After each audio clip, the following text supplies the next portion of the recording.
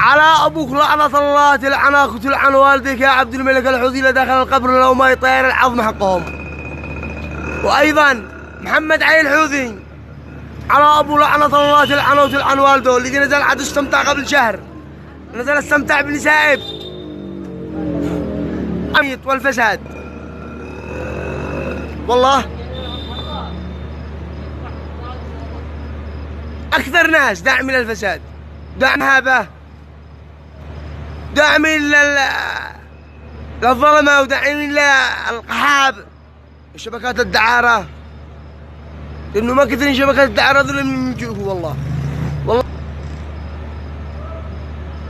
قضيه تعين معنا، قضيه تعين وعمل وهو داري القع والدم من راس ابن القحبه الذي مكانه تتحلم به وتراودني وتشبهني بزوجي.